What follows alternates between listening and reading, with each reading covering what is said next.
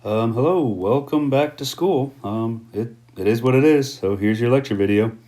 We're starting chapter 6 today, so we're gonna talk about momentum and Newton's first law. Up until now, we've been talking about final velocities in the context of when two objects meet. So if we drop a ball, we said its final velocity was the velocity it had when it got to the floor, not zero after the inevitable collision with the floor. Well, we're going to start looking at those collisions and how the ball goes from getting to the floor with some velocity and ending up laying on the floor motionless. We're going to start looking at the collisions. I think a couple of videos are a good idea, so let's start off with that. Nice super slow-mo video.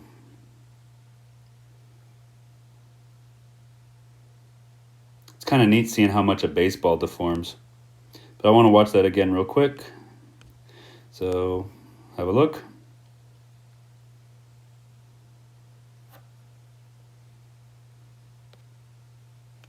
So what you just saw happen there is obviously a ball flying and hitting a wall and then bouncing back off the wall. The fact that the ball bounces back off the wall is not particularly magical. I mean, one would expect it.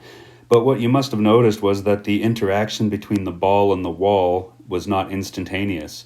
The ball hits the wall, compresses a little bit, and then springs back to shape and flies back in the opposite direction.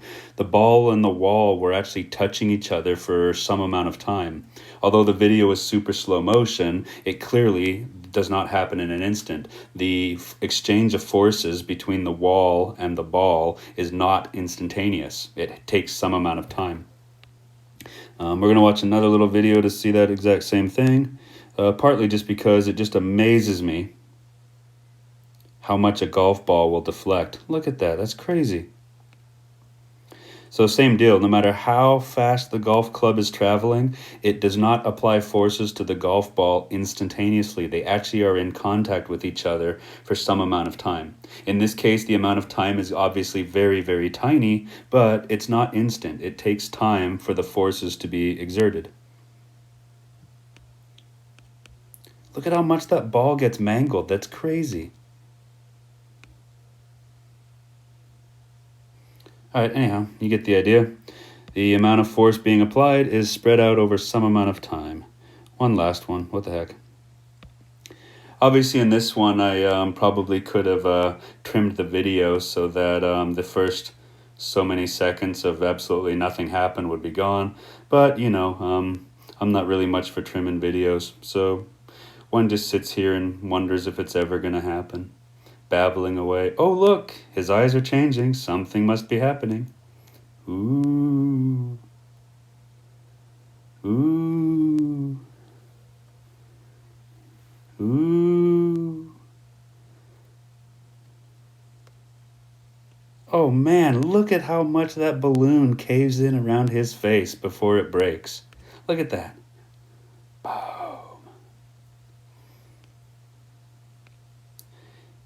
Rewind it just a tad. Look at this again. But even in this case, you can see that the collision between the guy's face and the balloon is not instantaneous. It takes a little while. And in all three examples, the exchange of forces took some amount of time, and in all three examples, the motion of one or both objects was altered in some way. So, collisions. Good fun. All right. Momentum and collisions. We are in the book on page 160. And I'm going to come back to that mistake right there in a second. Momentum, we will define as the product of an object's mass and that object's velocity. Momentum, we will use the symbol capital P for momentum. Momentum. So obviously P for momentum, and we'll define that as mass times velocity. In your textbook, they made a typo and said it was defined as just velocity. That's a mistake, so be advised there was a typo there. Momentum is mass times velocity. All right, so momentum, mass times velocity. If some object has a velocity, it also has a mass. The product of those two things is what we're going to call that object's momentum. All right, the units for momentum would be the units of mass, so kilograms, times the units of velocity, which is meters per second. So momentum has the units kilogram times meters per second. All right, so what's up with momentum? Well, if we go back and remind ourselves of Newton's first law, Newton's first law states, roughly speaking, an object at rest wants to stay at rest, an object in motion wants to stay in motion at constant velocity. Newton used the term motion at constant velocity, meaning that the word motion and the word velocity were intentionally not the same thing. So you have motion, and part of that motion is your velocity. Well, today we would not actually use the word motion to describe that effect. We would use the word momentum. So when Isaac Newton said motion at constant velocity, really what he was saying was momentum at constant velocity.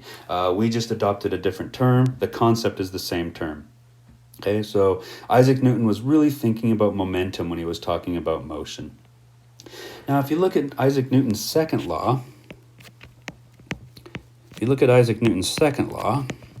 that was our net force equals ma law. This isn't exactly what Isaac Newton was thinking about. Mathematically, it's fine, but conceptually, that's not quite the idea he had. He was actually thinking more about momentum. So let me show you. We know that acceleration is a change in velocity over time. So if I substitute, we would say net force equals mass times a change in velocity over time. So there's my little substitution. So that means that net force equals mass times a change in velocity all divided by time. Well, we said that momentum was mass times velocity. A change in momentum would be therefore a mass times a change in velocity. So this piece right here is just a change in momentum. So net force equals a change in momentum divided by time. And just to be specific, force and momentum are both vectors. So we have that. Net force equals a change in momentum over time. If you want to change something's motion, it's going to require you to apply some net force. But this goes into another level of detail here. If you want to change something's motion, its momentum, it requires some amount of force, but it also takes some amount of time. It takes time to change something's motion. And if we write this one step further and say that force times time equals a change in momentum, we end up with what is called the impulse momentum theorem. Force times time is impulse.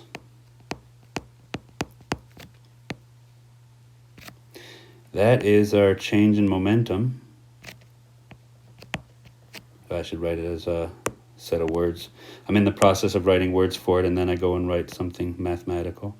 So that is our change in momentum. And all of this together gives us our impulse momentum theorem, or impulse momentum theory. Impulse momentum theorem. There we go.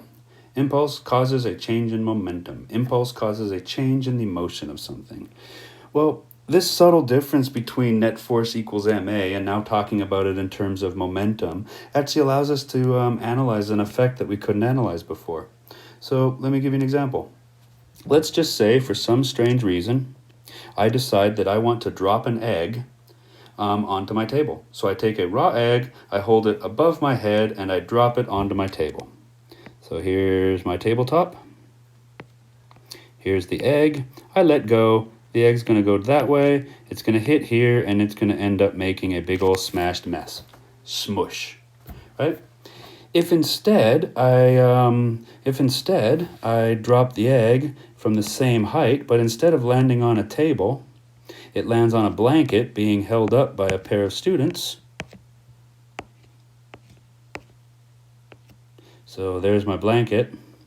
That egg drops, it's not going to smash. When that egg actually hits the blanket will actually deflect some amount, saving the egg. Now, if you think about it, the egg's falling from the exact same height in both of these scenarios. So the egg's falling from the same height in both of these scenarios. In this scenario, it comes to pieces. In this scenario, it survives. It's going to go from whatever its final velocity is here to 0 very, very fast. It hits the table. Table does not give. Smush. Over here, it falls the same distance, gets to the blanket with the exact same velocity, has to come to a stop in the exact same way, but this time the blanket gives. That makes the collision take a little bit more time. So instead of smash, it's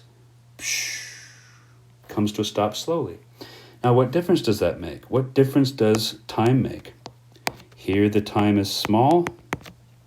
Here the time is large, relatively speaking.